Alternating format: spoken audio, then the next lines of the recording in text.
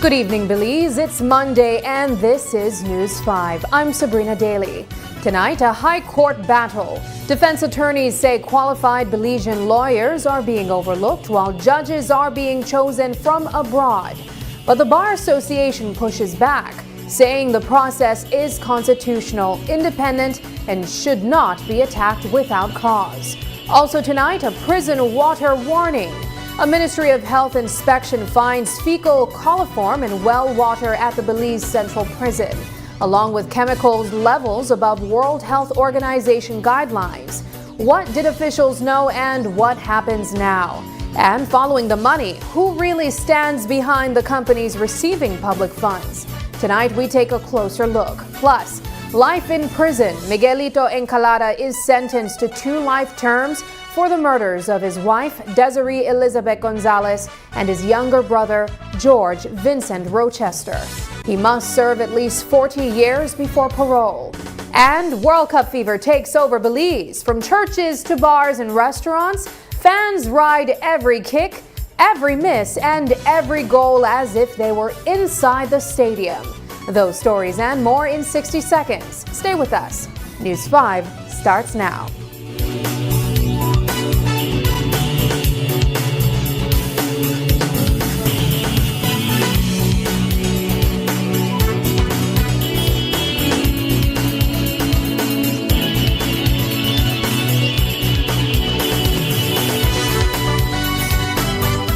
Station is not just a place, it's the vacation capital of the world.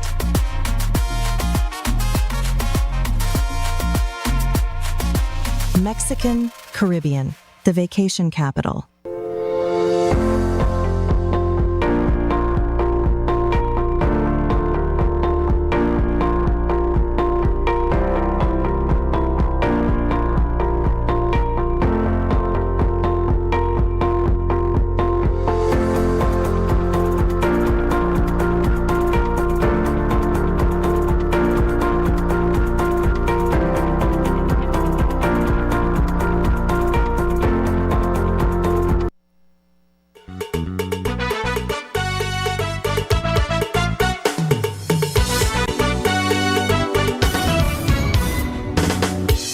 This newscast is brought to you by the Belize Bank Limited.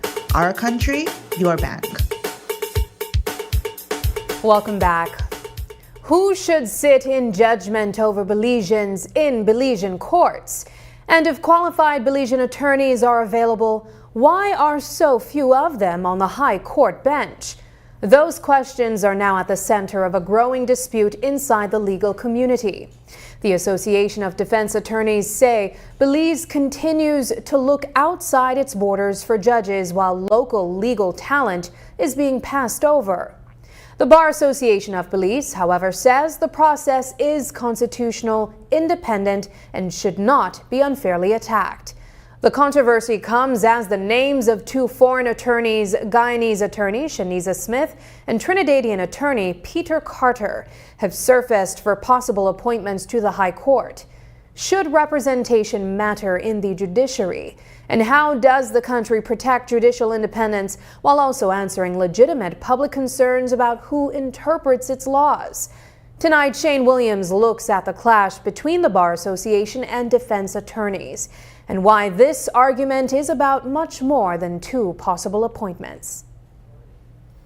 A disagreement over judicial appointments has now become a public showdown between 2 groups of attorneys. Today, the Association of Defense Attorneys defended its criticism of recent nominations to the bench after the Bar Association accused the group of trying to undermine the Judicial and Legal Services Commission. We believe it was important to ensure the public that there is a constitutional process when it comes to selecting judges. And I believe that the Judicial and Legal Services Commission has acted fairly, and we believe they have acted fairly in making these recommendations. And it was important for us to, and we believe it's important for the justice system in Belize, that we we seek to defend that process. The Association of Defense Attorneys insists that its concern is not about disrespecting the Commission, but about nationalism, representation, and the long-term independence of Belize's judiciary. The latest 2 appointments are for 2 judges on the criminal bench. And I want to be clear. We are not saying that the judges who have been selected are not competent. We're not saying that we have anything against our CARICOM brothers or sisters. We are not saying any of that. But what we have been saying for some years is that the Association of Defense Attorneys, who represent 95% of the people who sit on the criminal bench, and essentially our courts are set into the civil and the criminal bench, so we represent 50% of the judiciary, must have a say and must be involved in the process. The names are out there, but the appointments are not final. Guyanese attorney Shaniza Smith and Trinidadian attorney Peter Carter have been mentioned as possible new High Court judges. Attorney General Anthony Sylvester says, however, that the selection process is still underway. No official decision has been made. I'm not quite sure how that information came about, and as somebody had pointed out, I think the leader of opposition herself had expressed consternation, surprised that when perhaps maybe she wasn't consulted. But no decision has been made because the process is still ongoing with respect to, at this point in time, the leader of the opposition being engaged and being consulted. The controversy has also drawn attention to the composition of Belize's High Court bench, which is unusual when compared to the other Caribbean jurisdictions. In Jamaica, the Chief Justice, Chief Magistrate, and members of the judiciary are all Jamaican nationals. Barbados is led by a Barbadian Chief Justice with a bench made up of nationals, and the same is true in Trinidad and Tobago and Guyana, where local judges preside over their respective courts. But Belize is different. At present, Justice Antoinette Moore, an American jurist with Belizean roots, is the only one of 13 High Court judges with a Belizean connection, and she is expected to leave the bench in August. The Bar Association says it understands the public's desire to see more Belizeans represented on the bench. The current composition of the bench, yes, there's few Belizeans who sit on the bench. And I would say that's certainly an issue. And we, as you said in our press release, we welcome Belizeans to apply for that role. We personally we all on the executive would like to see more Belizean attorneys applying for these roles and to be sitting on the bench. But the Association of Defense Attorneys says the issue is straightforward. The bottom line is that there are 3 branches of government: the lawmaking, the executive, and the judicial. And the judicial committee has not appointed a Belizean to the higher bench or to the lower bench. Never happened. Something must wrong with that. For now, the argument is bigger than any one nominee. It has become a national conversation about Belize's courts, who should interpret our laws, how judicial independence is protected, and whether qualified Belizean attorneys are being given a real path to the bench. Shane Williams reporting for News 5. The fight over who sits on Belize's bench has opened up a much bigger debate inside the legal community. Who gets a voice when judges are being chosen? The Bar Association of Belize has a seat at the table through its representative on the Judicial and Legal Services Commission. But the Association of Defense Attorneys say criminal lawyers are being left out, even though they handle the bulk of criminal cases before the courts. That concern is now front and center, especially because the 2 new High Court appointments are for the criminal division. Tonight, both sides are making their case on representation, influence, and whether the current process truly reflects the wider legal profession. We have had those discussions for years now. Successive governments have agreed that it is a necessary change that the Association of Defense Attorneys has a seat on the Judicial and Legal Services Commission. We have been promised that over and over again. And oddly enough, even the executives from the Bar Association claim that they too have said that the Association of Defense Attorneys, by law, should have a seat on the Judicial and Legal Services Commission. And we are saying it is not by law that we are constitutionally entitled to a seat on the Judicial and Legal Services. For the Association of Defense Attorneys, the question is simple. If experienced Belizean attorneys are applying, why are they not even getting a response? The group says more than half a dozen local lawyers put their names forward for vacant high court positions, but none was selected. Among them was former Chief Magistrate Sharon Fraser, described by the association as one of the most seasoned judicial officers in Belize. Fraser says she did not receive so much as an acknowledgement that her application had been received. That silence, she says, has left her deeply disappointed and has added new weight to concerns about how judges are being selected. I must say, for somebody who has been practicing for as long as I am, I was very disappointed because I would have come back to my country, made sacrifices, thinking that in fact there was an association that would fight for me and all the other attorneys in Belize. The truth of the matter is I can't go be a judge in Trinidad. I can't be a judge in Guyana. I can't be a judge in Barbados. The situation is that I decided to come home and give back to the government and people of this country. I didn't run away. I stayed and I did what I needed to have done. And here I am, and I'm sitting and I'm saying, okay, so these people who are being appointed, what do they have over somebody like myself?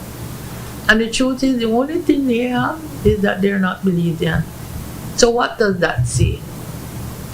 At least that is the question I've been asking. And why I'm disappointed about the release from the Bar Association is because they're supposed to be representing me and other attorneys, and that is not how it felt. What is the transparency? I don't know what they used.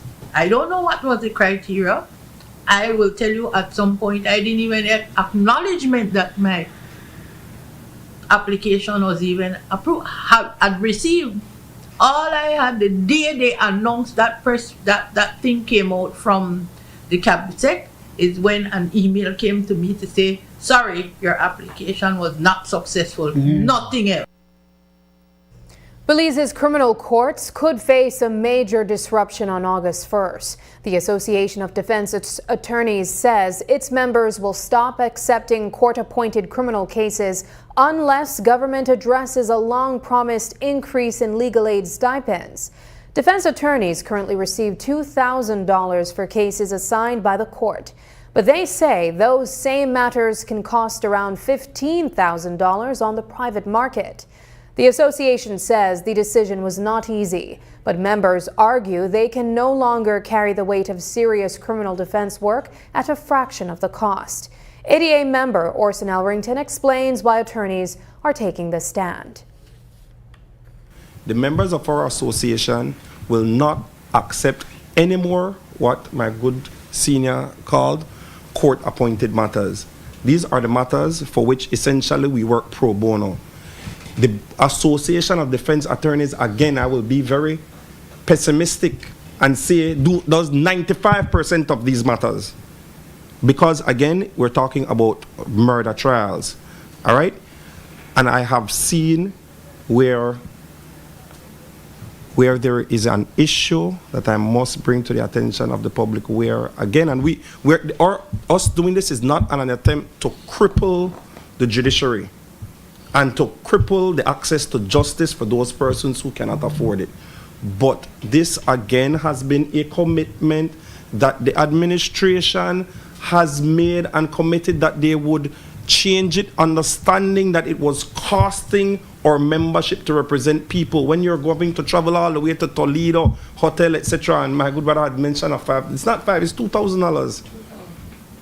$2,000. When my good brother can tell you at the private bar, you're looking at a minimum of about $15,000 if you're going at the private bar. We had come to a compromise, and they said $7,500 so that it is somewhere in the middle to cover your expenses, etc., and something for your time.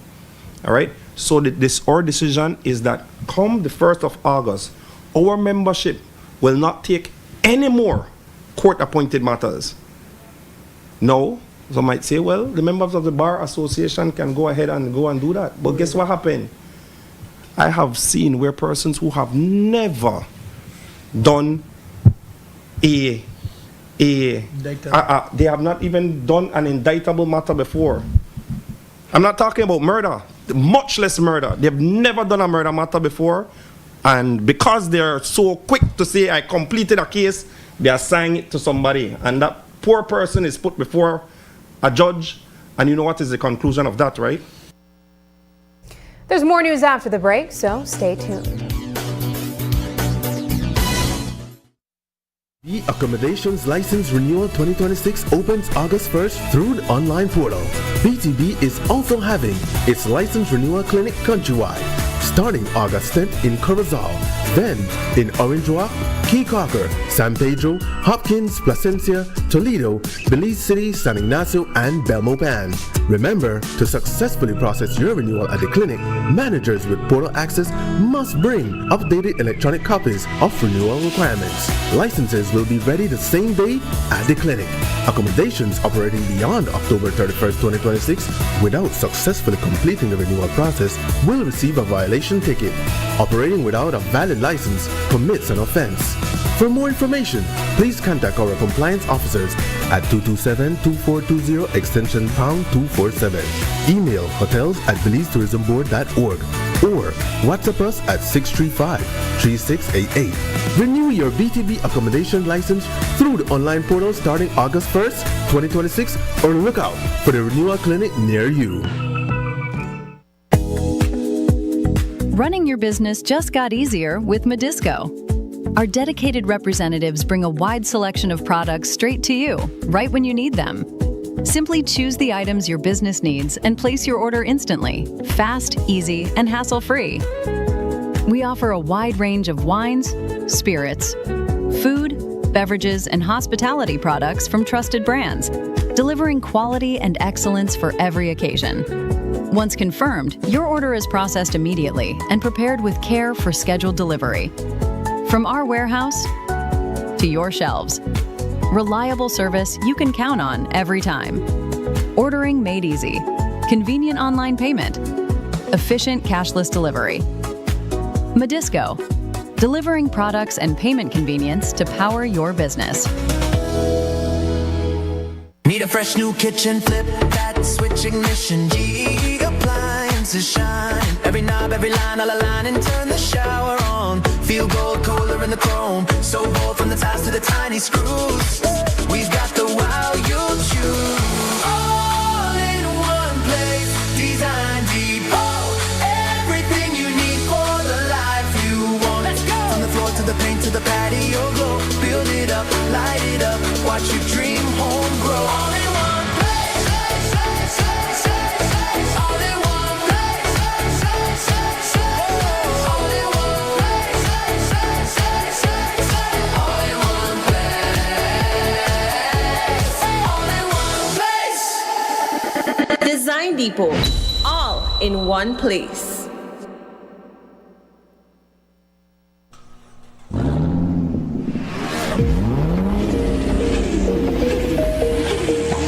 Rev up your engines at Puma Energy and get ready for an exciting chance to fuel, fill, and win.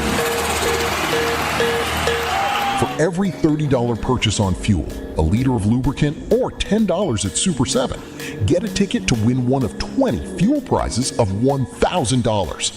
And here's the thrill. Fill up with Premium Clean Tech Pro and double your chances of winning. Don't miss out on this incredible opportunity. Head to Puma Energy and Super 7 today for your chance to fuel, fill, and win.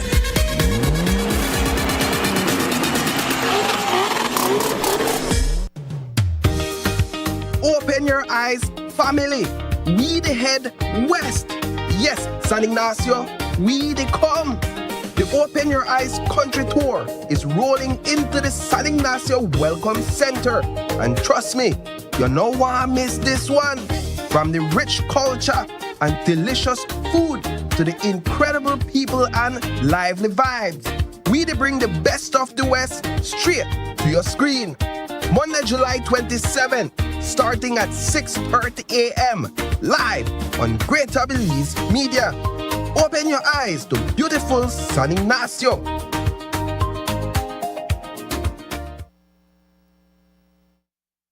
Clean water is not a privilege, especially behind prison walls. But a 2025 inspection by the Ministry of Health and Wellness is raising serious concerns about the water being used inside the Belize Central Prison. According to a ministry memorandum released last September, tests found fecal coliform in the prison's well water, along with chemical levels that exceeded World Health Organization drinking water guidelines. While Belize Water Services water is reportedly used for cooking, the well water was being used to wash vegetables and meat before preparation. The findings now raise urgent questions about the safety of inmates and staff. We reached out to Acting CEO Francis Woods for answers. Here's what he told us. First of all, we have a well that is used for flushing toilets,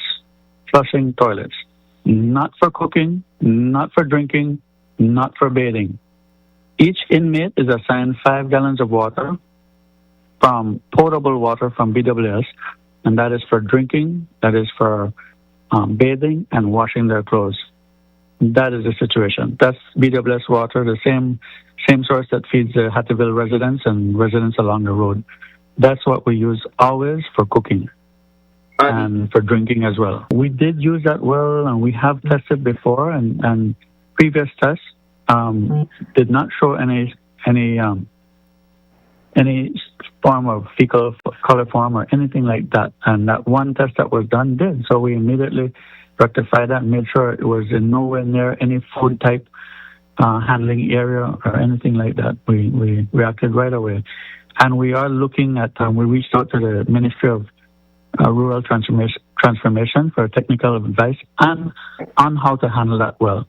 That well has a high iron content. That's the reason we stopped using it for our RO facility. It became unsustainable to change the filters because the high iron content would plug the filters very frequently. Notably, of the samples taken, only the untreated well water contained fecal colification. The water samples tested from BWS taps and the prison's purified water did not contain any of these microorganisms.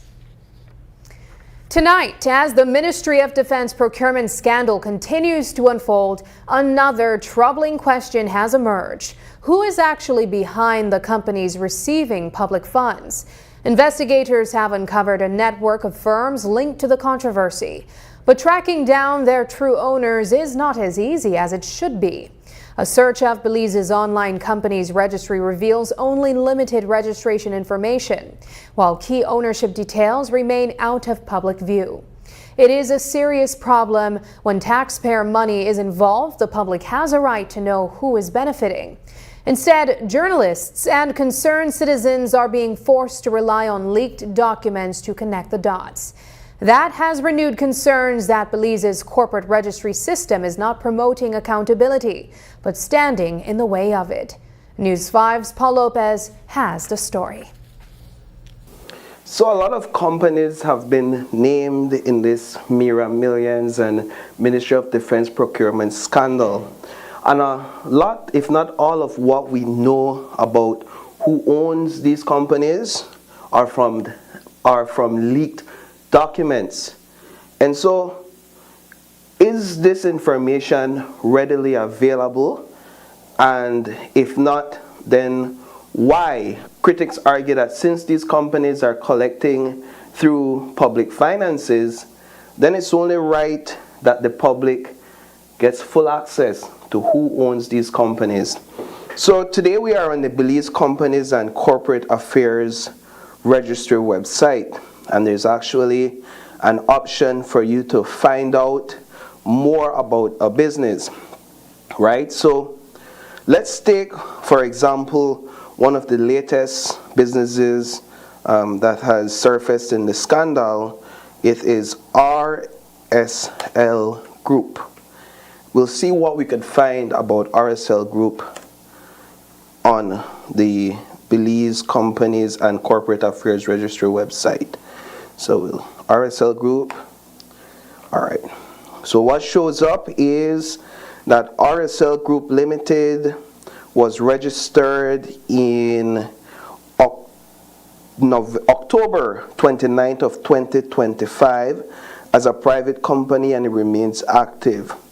When you try to click on it, there's nothing else, no other information that's made available to you. So we can't find out, at least in this instance, from the website, who are the proprietors of this company. News 5 also searched for several other companies linked to the wider inquiry, including Kukulkan Company Limited, which was registered in March 2021.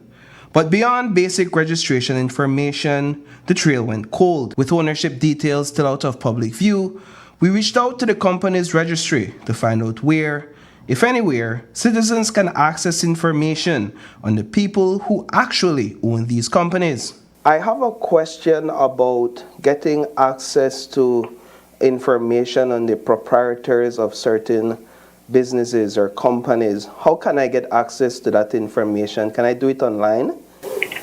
You would need to send an email to inquiries.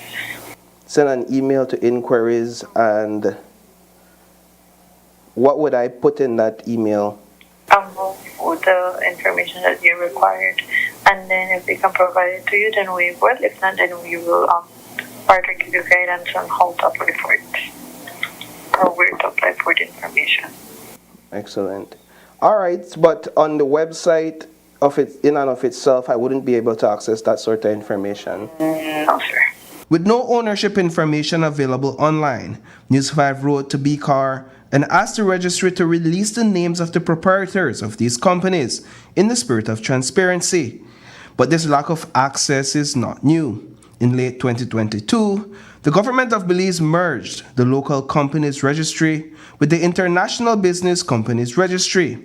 While that transition moved company records online, it also removed public and media access to critical information, including beneficial ownership and director details. Journalists raised concerns almost immediately. XTV News Director Marisol Amaya was among those who sounded the alarm, calling the decision a deliberate move to shroud the system in secrecy. Before we could go into, simply walk in to the company's registry in Belmopan, I don't recall having to pay to conduct a search. That was completely free. I had access to all the folders that I could see, whether it was one folder or four for any particular company. We had access to whatever information was in those folders. And that information traces and tracks all the changes in directorship and shareholders. And that information is also necessary for us to know and to be able to have access to it. Now those warnings appear to have been justified. With the Ministry of Defense procurement scandal growing, journalists and citizens are left piecing together the facts from leaked information instead of official records. For critics, it is another sign that the registry system is shielding key details from public view. Reporting for News 5, I am Paul Lopez. BCAR responded to our request for information, and their response reveals that, at the very least, the process to access this information is prohibitive. BCAR says that the information can only be provided in the form of a search. A company search comes at a cost of $150 per search, while a business name search is $50 each. The email response noted that a payment of $500 would be required to proceed with our request for information. Miguelito Encalada will spend at least 40 years in prison for the murders of his wife, Desiree Elizabeth Gonzalez, and his younger brother, George Vincent Rochester. Justice Candice Nanton sentenced the Ladyville man to 2 life terms after he was convicted of the April 20th, 2023 double murder of Scissors Tail Street in the New Site area. The sentences will run at the same time and have been backdated to April 24th, 2023, when Encalada was first remanded. Before sentencing, Encalada offered condolences to both families, but insisted he is innocent. He told the court, "I am not behind this crime. I am not the shooter." Justice Nanton said the crime ranked among the most serious murders before the court. She pointed to the use of a firearm, the close-range killing, the loss of 2 lives, and the fact that both victims were close relatives. The judge started at 42 years, but deducted 2 years for mitigating factors, including Encalada's clean prison record, rehabilitation efforts, and positive reports about his role as a father and mentor. During trial, Encalada claimed gunmen entered his business, threatened him, robbed him of $8,000, and left his loved ones dead on the floor. He was represented by attorney Hurl Hamilton. Crown Counsel Glenfield Dennison prosecuted the case for the DPP's office. Former national cricket player Kenton Young is tonight fighting for his life after gunmen opened fire on him as he made his way home to Doublehead Cabbage on Saturday night. Reports are that Young was nearing the Muscle Creek Bridge in Scotland Half Moon Village when a motorcycle pulled up from behind and someone fired several shots into his vehicle. He was hit in the face and body and rushed to the Carl Huchner Memorial Hospital, where he remains in critical but stable condition. Police say the shooting may be tied to an ongoing rivalry between villages in the Belize River Valley. Are investigating a shooting incident that resulted in the injury of Kenton Young, a 29-year-old Belizean laborer of Bermuda and Landing Village in the Belize district. The investigation commenced on Saturday, 18 July at around 10:25 p.m. when officers were alerted that there was a shooting in the vicinity of Muscle Creek Bridge within that village. Upon officers' arrival, they observed a SUV, and on board that SUV was an injured Mr. Young. Mr. Young reported that he was traveling on board his vehicle when, upon reaching that area, he was accosted by a male person on board who was driving a motorcycle, and that male person fired several shots which resulted in the injury of Mr. Young. Mr. Young is currently listed in a critical but stable condition. Police have detained 2 suspects and a third is being sought. A police officer says he walked into a domestic dispute at his San Pedro apartment building and ended up firing his weapon. Now investigators are trying to determine exactly what happened. The off-duty officer reportedly heard a commotion on Sunday and stepped in to intervene, but police say the situation quickly escalated. According to ASP Stacy Smith, the officer claims he was attacked before discharging a shot that struck Maverick Fuentes in the leg. A second man was also injured during the confrontation, and investigators are now piecing together the sequence of events, including how the officer himself was reportedly hurt. Police are investigating a shooting incident which resulted in the injury of Maverick Fuentes, which occurred on Sunday, 19 July 2026 in San Pedro town.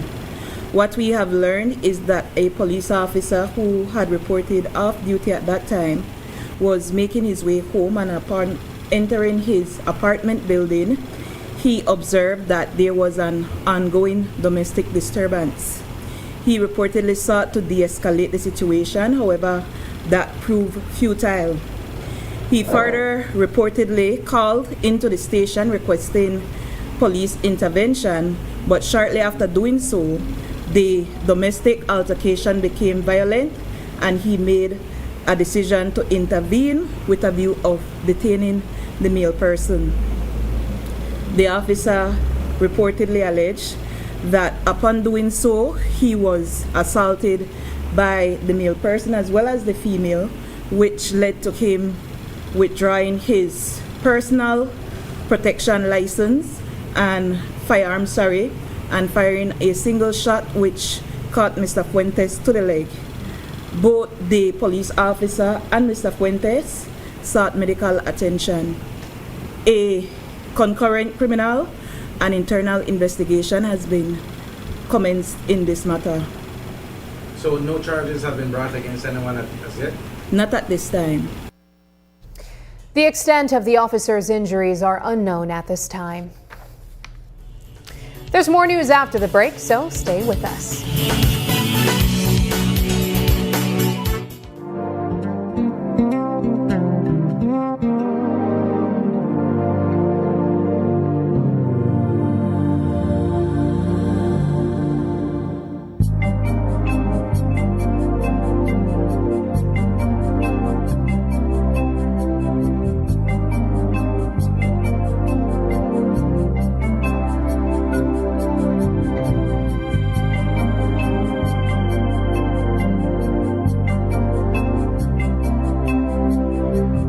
Belize is introducing electronic invoicing, or e-invoicing.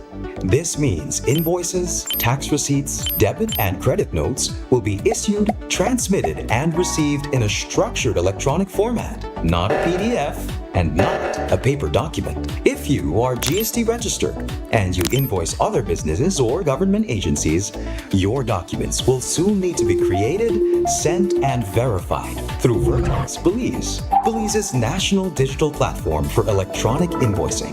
Why does this matter? Because it makes tax reporting faster and simpler.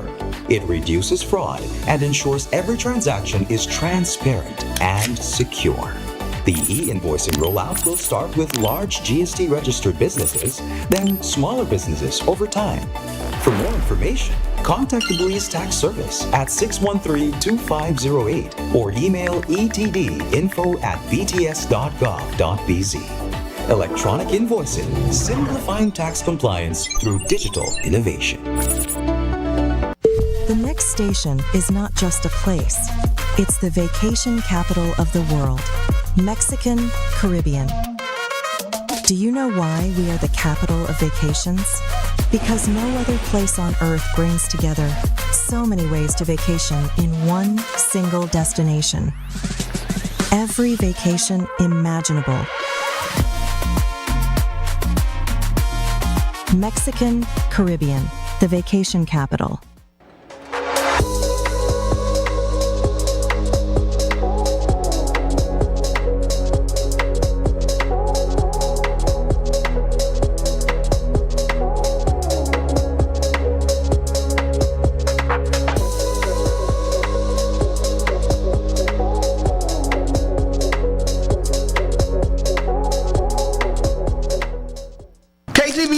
Season 8 is bringing the heat every Tuesday night. Experience Belize's biggest singing competition live from the Bliss as your favorite contestants battle it out on stage with unforgettable performances. The show starts at 8 p.m. sharp, so don't be late. Get your tickets today at Greater Belize Media on Coney Drive or 88 Shopping Center and come be a part of the excitement. KTV The Remix Season 8, where Belize's next superstar takes the stage. See you every Tuesday at 8 p.m. only on GBM. Kayo, we have exciting news for you. RFNG Life Insurance is now officially in your town. Now, you can visit our office to pay your life insurance premiums or speak to our dedicated agent, Mayeli, about securing your future with the right coverage. Hi, my name is Mayeli Hoy, your designated agent here at RFNG Life in the Kayo District. I'm here to help you explore your options, answer your questions, and find the perfect policy for you and your loved ones. Whether you're looking for life insurance, critical illness coverage, or future saving plans, we've got you covered. Take the first step towards securing a stable and prosperous financial future for you and your family. RFNG Life Insurance, now in Kayo. Visit us today or call to schedule an appointment. Your future starts here.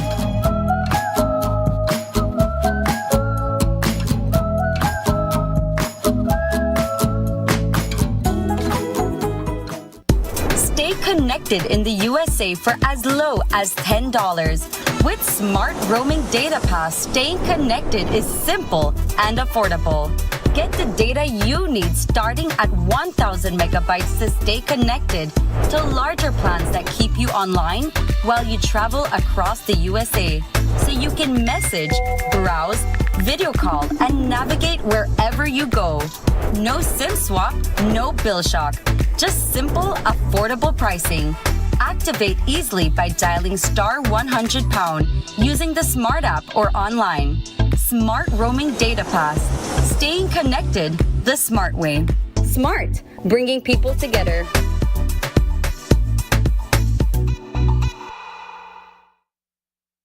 A routine police patrol in Bullet Tree Falls has led to a drug trafficking charge against a village resident. Police say that on July 16th, officers were on patrol in the Cayo district when they spotted 37-year-old Santos Ramirez and carried out a search. That search reportedly turned up 9.2 grams of suspected crack cocaine. Ramirez has since been arrested and charged with possession of controlled drugs with intent to supply. ASP Stacey Smith shares the details. Police have formally arrested and charged 37-year-old Santos Ramirez of Bullet Tree Falls Village for the offense of possession of controlled drugs with intent to supply. The arresting officer reported that on 16 July 2026, he was on patrol in the Bullet Tree Falls Village when his attention was drawn to Santos, whose conduct arose that officer's suspicion. Mr. Santos was detained and a search of his person resulted in the discovery of a bag containing suspected crack cocaine, which, when weighed, amounted to 9.2 grams. The suspected cocaine will now undergo testing to confirm the nature of the substance. Police in western Belize have made another ammunition arrest, this time involving 4 live 9mm rounds. Authorities say the operation happened on July 17th when officers searched Simon Bateman and allegedly found the illegal ammunition on him.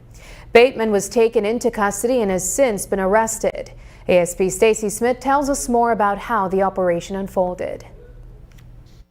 Police have formally arrested and charged 37-year-old Simon Bateman of Santa Elena, Tonkayo, for the offense of kept ammunition without a gun license. The arrest of Bateman follows the execution of an intelligence-led operation at the residence of Bateman on Friday, 17 July, for illegal firearm and ammunition. A search on Bateman's persons resulted in the discovery of 4 rounds of 9mm ammunition, and given that he is not the holder of a gun license, he was subsequently charged for kept ammunition without being the holder of a gun license. Police have yet to confirm if a gun was located as well. Loggerhead sea turtles are protected by law in Belize, but last week one threat slipped past those protections. Dozens of hatchlings were found dead along a private beach on Ambergris Key, trapped in thick mats of sargassum before they could reach the sea. The discovery was made by Joshua Seguro on property owned by Scott and Maria Sussman, who say they were heartbroken by what they saw. Now they're calling for more attention to how sargassum is affecting vulnerable marine life, especially during turtle nesting season.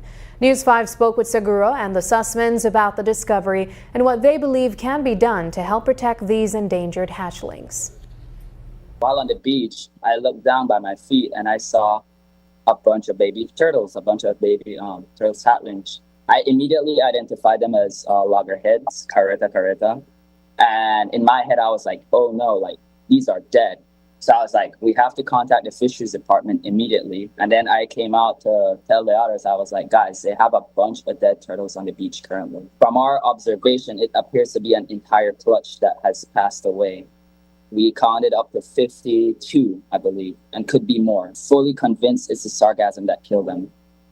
We all rushed to the beach, but Josh said, but they're all dead. And we wanted to see what happened. And first we saw, very close to the beach, we saw 17 turtles. And we started walking further on our pier. And from the both sides of the pier, we started seeing more and more dead turtles stuck in the Sargassum. I think it's a tragedy. Like Josh said, you know, this is just something that we happen to find and a neighbor happened to find at another instance a mile down the beach or whatever it was. Who knows how often this is happening and where? You know, this is just two people who saw this. All these uninhabited islands and everything else. This could be hundreds of thousands of turtles dying a month during the hatching season. What I think could be done is for the Belizean government to step in and really make a real effort to control the sargassum problem. Anyone who finds dead loggerhead hatchlings or sees turtles in distress along the beach is being urged to contact the Fisheries Department immediately. Tonight, Belize is joining the rest of the region in mourning with Guyana after a ferry disaster claimed lives and left dozens of families waiting for answers. The MV Barima capsized late Saturday after powerful waves struck the 40-meter vessel, causing it to take on water. More than 60 passengers have been rescued so far, but many others remain missing as search teams continue their desperate work. Authorities are also investigating troubling reports of overcrowding and possible crew misconduct. As Guyana grapples with the tragedy, Belize and other CARICOM nations are offering condolences and support.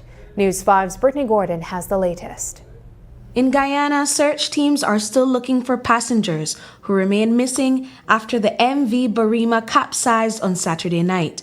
More than 130 people were reportedly on board when the ferry went down, but so far, only about half have been rescued. In a statement, the government of Belize offered prayers for the safe return of those still missing and extended condolences to the families already grieving loved ones. Belize's High Commission to Guyana, Gail Miller Garnett, says the tragedy is being felt deeply across CARICOM, where the loss has struck a painful and familiar chord. It's tough because as time passes, you realize that it's not a search and rescue, and you're moving more into a phase of search and recovery. My feeling is one where Guyana, I am here. We've had connections in Belize to Guyana for so many decades. It's a tragedy that definitely is what is the definition of a tragedy, but it's also one that hits home because it is essentially your own Caribbean people. The vessel had departed Georgetown, bound for Port Kaituma, with more than 130 passengers and crew aboard and cargo, including vehicles. Among those who survived is Helena Moonsami, who described clinging to a floating box after being separated from her 7 grandchildren, of which only 4 have been rescued so far. This thing happened within seconds.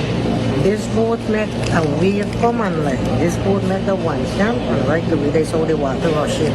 And the boat was well packed on the back with box. So I had a 2-year baby with 6 other kids.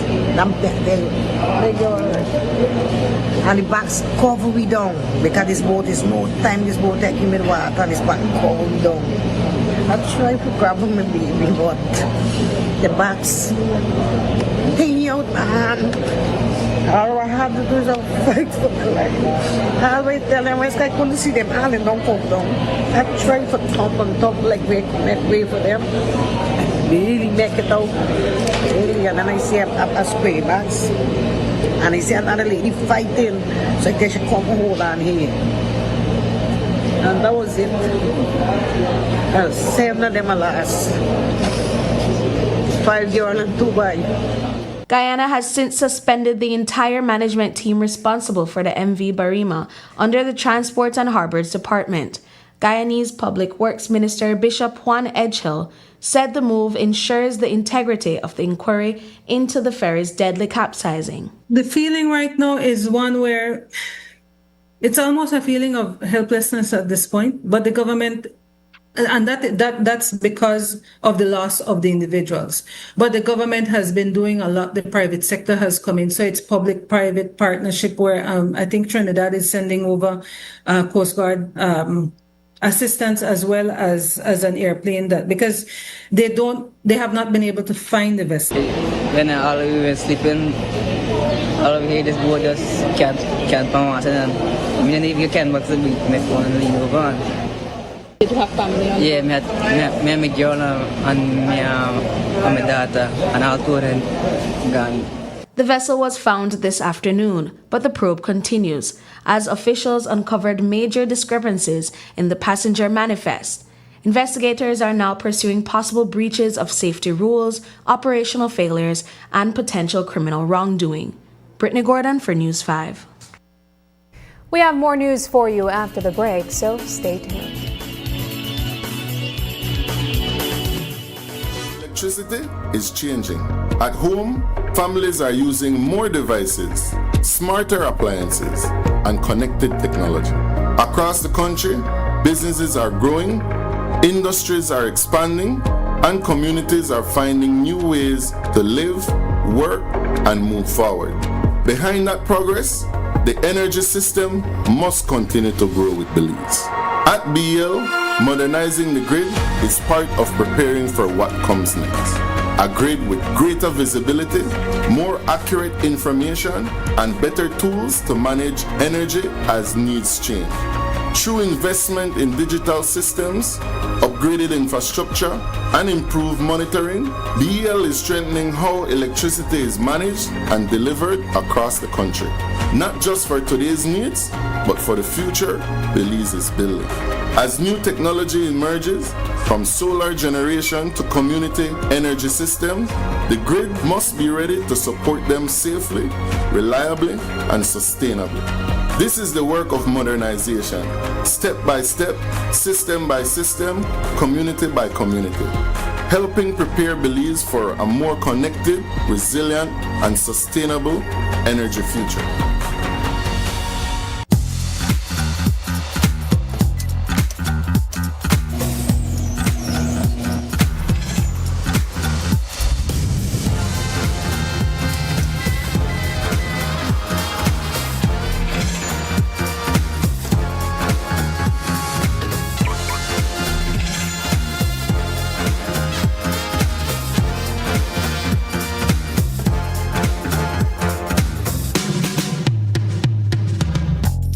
Introducing BB Insurance, built for Belize. Your security, our priority. The next station is not just a place. It's the vacation capital of the world, Mexican Caribbean. Do you know why we are the capital of vacations? Because no other place on earth brings together so many ways to vacation in one single destination. Every vacation imaginable. Mexican Caribbean, the vacation capital. Every dollar you save today is a seed for tomorrow.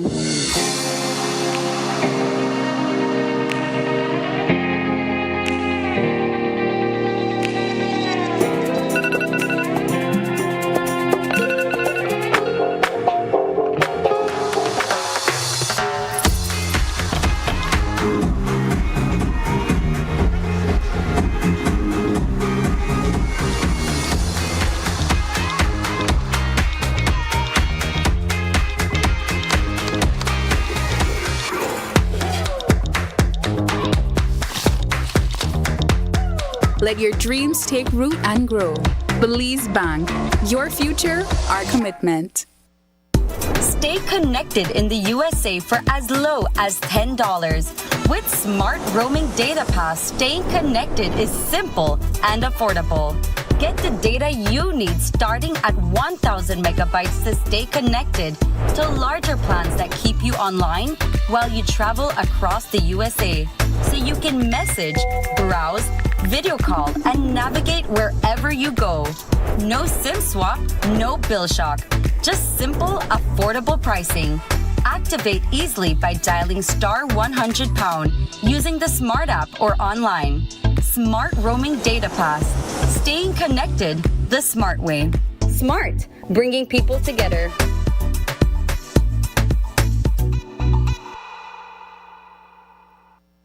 Insurance fact. Did you know with Home Protector Insurance, home and property insurance does not only cover hurricane and fire, your lifetime investment will also be protected from explosions, water damage, malicious damage, and more. So you can rest easy knowing your home is protected. Visit any Home Protector Insurance office near you to learn more.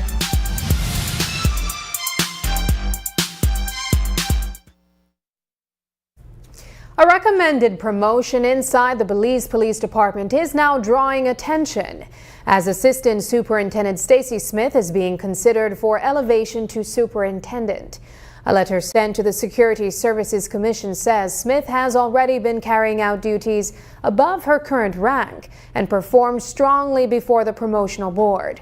But while several assistant superintendents passed the assessment, not everyone will move up because there are only a limited number of vacancies. Smith's promotion is not final until the commission gives its approval. Today, she explained how the promotion process works. Whenever anyone reaches the rank of inspector, the process for promotion no longer entails a promotional exam, i.e. a written exam. Below that rank, you would do a written exam, and based upon completing the exam or how you perform in the exam, you would move to the interview process, and based on the performance in the interview process as well as other factors, a decision will be made. When it comes to persons of the rank of inspector and above, the process entails an application by the interested officer to go before the promotional board. A promotional board is convened. I think it's a 5-member panel consisting of senior officers as well as representative from the security service and the ministry, where the individual officers are placed in front of this panel of 5 persons, and each of them gets an opportunity to ask that officer question relevant to the post to which they wish to occupy.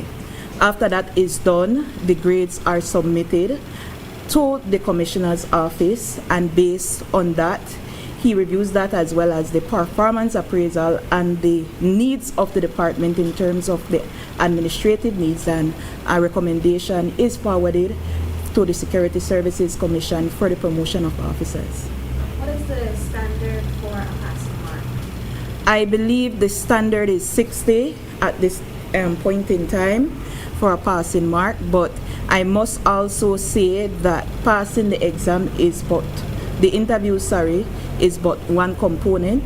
You can have a look at the public service regulations from the Constitution, and you will see what are the criteria that are laid out in it, as well as the policy manual. And it's a gamut of criteria consideration, and they go the extent of stating what order takes priority, or where more weight is applied. Smith further explains that the passing mark for the examination is a 60%. However, she notes that recommendations take several other deciding factors into consideration. Police have launched an investigation into a disturbing case of alleged animal abuse in Cotton Tree Village after a video circulating online showed a man violently beating a tied-up dog. The footage, which has sparked outrage, depicts the animal unable to escape or defend itself. Witnesses claim the man was intoxicated at the time and that he routinely mistreats the dog. Reports further suggest that authorities had previously removed another dog from the same individual due to similar abuse. That video has come to the police's attention. We are in possession of it, and the commissioner has directed for the information as relates to where it occurred to be ascertained. I believe what we have received so far is that it was in Cotton Tree Village. I'm not sure if it has been confirmed, but certainly it is a matter that the department takes seriously, because there is absolutely no justification for what was seen on that video. So certainly it is being investigated, and as progress is made, that will be forwarded to the media. It found the perpetrators would be charged with cruelty to animals. For some fans, it was about Argentina. For others, it was Spain. But for everyone who gathered on Sunday, it was about football. The FIFA World Cup final turned watch parties across Belize into spaces of excitement, tension, and celebration. Supporters, young and old, filled churches, bars and restaurants, reacting to every kick as if they were inside the stadium themselves. The match went down to the wire, but the energy in Belize was already a story of its own. News 5's Paul Lopez reports. Sunday's World Cup final delivered all the drama football fans could ask for. Spain and Argentina went head-to-head in a match that could have swung either way. Spain eventually claimed the victory, but for supporters everywhere, the day was not only about who lifted the trophy. It was about the excitement, the emotions, and the shared love of football. Inside Life Church, these young fans stood in solidarity with Argentina during the country's national anthem. The church hosted a watch party with prizes on the line for the first person who correctly guessed the exact match minute of the first goal. Social Lounge brought its own flavor to World Cup Sunday. The venue filled with families, friends, and passionate fans dressed in the colors of their favorite teams and players. Every seat faced the screens and every big moment drew a reaction. At halftime, we spoke with fans inside the lounge as they soaked in the drama of the final. If I'm going to be honest, it no matter who win, because I don't win, because I like, as much as Argentina, I like Spain too. Messi versus Lamar, I mean, I can't go wrong. I feel like Spain deserve this World Cup because, you know, well, my dog Messi, he done win, so then Lamine Yamal, I respect it too because he's our upcoming star, so that's the reason I wear two shirts, you understand? I'm with Spain all the way. Argentina team, Messi team, so Spain, they play a real game and they deserve a real win. Spain? Why? Because Argentina paid FIFA to win. Messi already won a World Cup and he's getting too old, so it's now for the new players to come and win. At halftime, the match was tied at 0.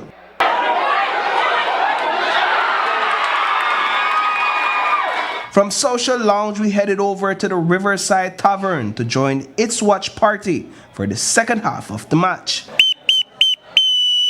Argentina! Yeah! How would you describe the energy inside here today? Wow, it's so tense. I'm actually working. I don't even want to be working right now. I can't breathe. My heart's coming up from my chest right now. Yeah, I don't really like how the game they go. But I also know that Argentina are the kind of team where they start play at the 75th minute. So you can't ever count them out, right? Since Spain tried to contact Queen and St. George's Key, I want to go with Argentina today. And it is at this venue that we witnessed that 106th minute goal from Spain, which sent spectators in a frenzy.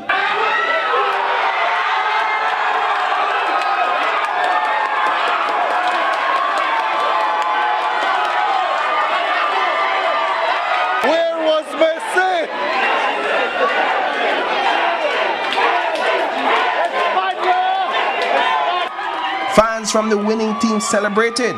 Others were left in shock and tears.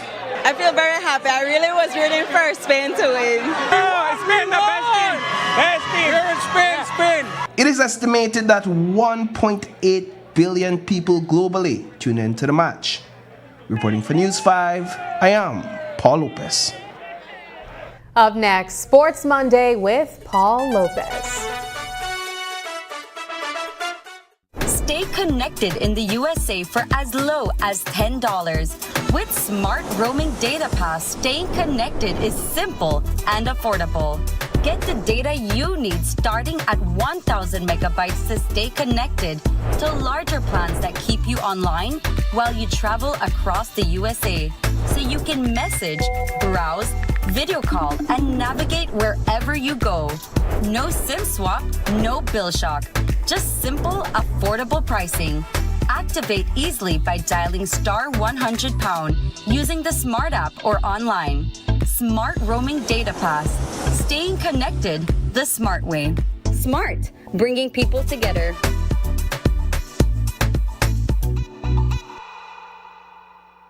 We're ready for the road.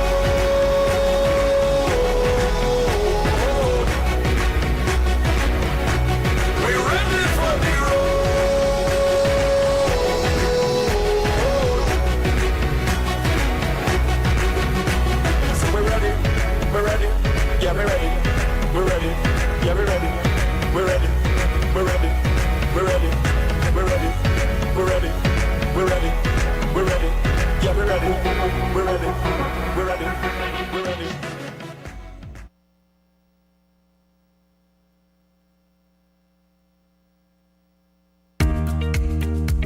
Here's how to access your contribution history on the My Social Security portal. First, go to your browser and type ssbportal.org.bz. Enter your email and password, then click Log In. Once logged in, you'll see your full portal account on the screen. On the left-hand side, you'll notice a drop-down menu for added features. Click on History. Choose Contributions.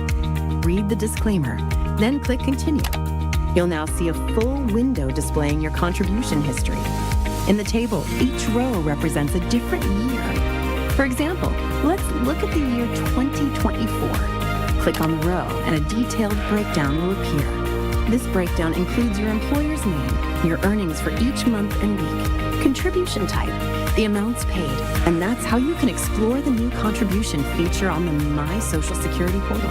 It's quick, easy, and keeps your Social Security information right at your fingertips. Create your account today.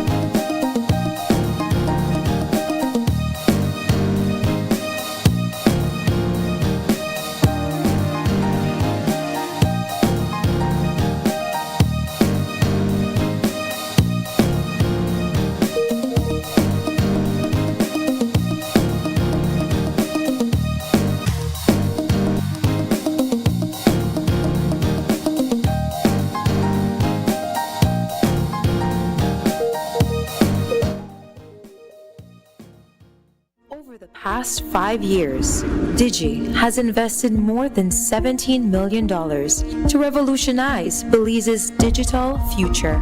Our advanced 4G LTE network and expanded fiber infrastructure have empowered vital road arteries, connected the farthest valleys and fertile farmlands, linked the bustling cities to the remote keys, and brought cutting-edge connectivity to schools, businesses, healthcare centers, and tourist destinations, fueling economic growth, enhancing education, and strengthening communities across the nation.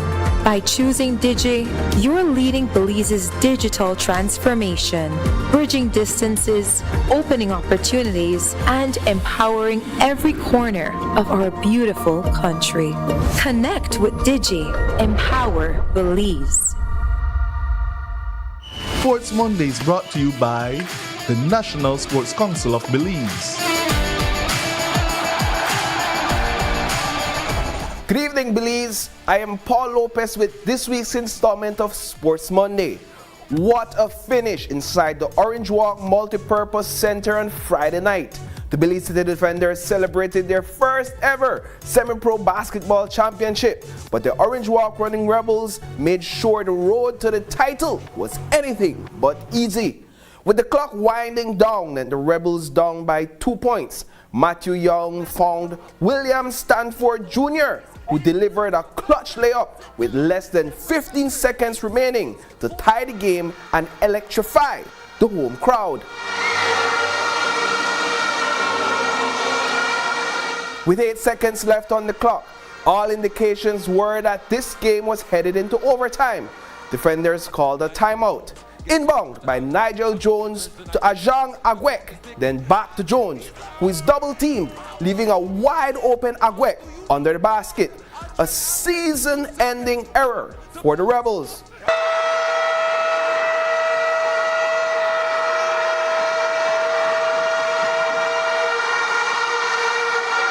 I mean, I'm excited, bro. We want to go on the trip. I mean, I don't know, it's my first championship I won out here, so, or in general, first championship, so it's excited. Team captain and league MVP Nigel Jones was seen celebrating the victory with a bit of swagger, directing taunts towards the opposition after the final buzzer. Moments later, the emotion of the championship set in as he embraced teammates and fans during the post-game celebration. And I feel like everybody know, bro, I've been coming out here for years, man. That's the only thing that I didn't have. And I promised myself coming into this season, I was going to cut back on everything, all the distractions, anything that I felt like didn't have me focused. I just wanted to come out this year. I didn't care about no MVPs, no averaging 20 points a game. All I wanted to do was just win this year. And I'm glad that, I thank God he let me and my teammates come out and do this.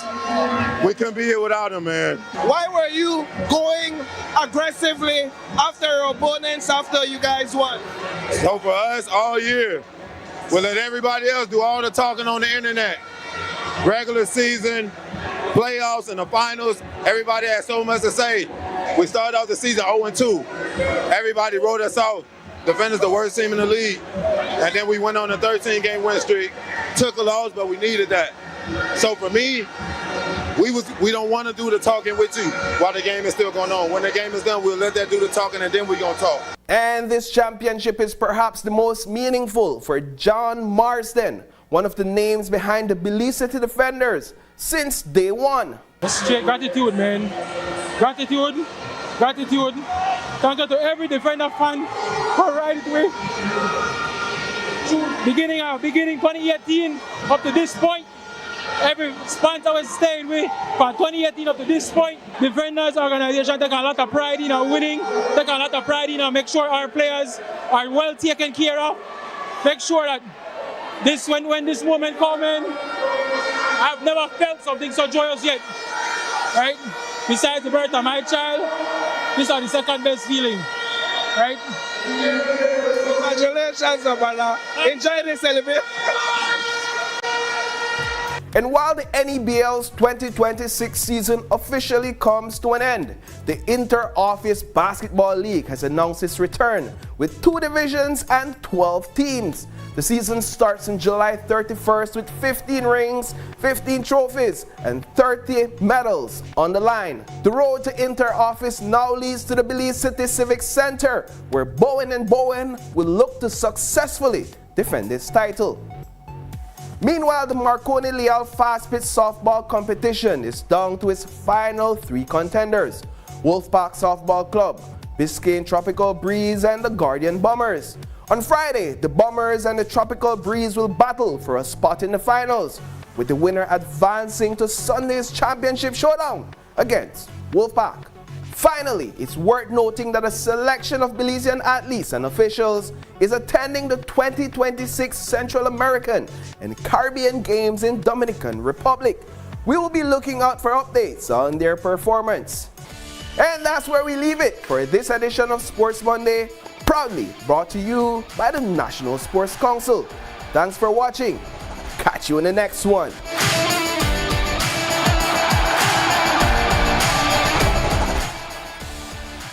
Before we leave you, here's tonight's viewer's voice. On our first story, Miguelito Encalada gets 2 life sentences for double murder. Myrna Sarai Cadle commented, "He is like a brother to me, and this really saddens me. I've known him since he was a little boy, and this isn't the person I know. I believe he should be held accountable, but I also hope the court considers the full story. One moment of anger shouldn't erase a lifetime of who someone has been." Turning to deadly waves, missing passengers, and tough questions in Guyana, Joylyn Clark shared, "The ship must never carry more people than it is legally certified to carry. The captain is responsible for ensuring this limit is not exceeded. Ultimately, the captain is responsible for the safety and accountability of every person on the vessel. Even though officers and crew help carry out these tasks, the captain has the final responsibility for ensuring the ship is operated safely and within its legal limits." And finally, on sargassum kills dozens of loggerhead hatchlings, Sharon Graves shared, "Too sad. If only there was some way to protect the beaches from sargassum. Oh wait, there was. Mangroves." Thank you for engaging with us online. Your voices shape the national conversation. Keep those comments coming and we'll continue to feature them right here. And that's the news. Tonight's broadcast is available at greaterbelize.com, on our Facebook and on YouTube. I'm Sabrina Daly. Thanks for joining us, and from all of us here at News 5, good night.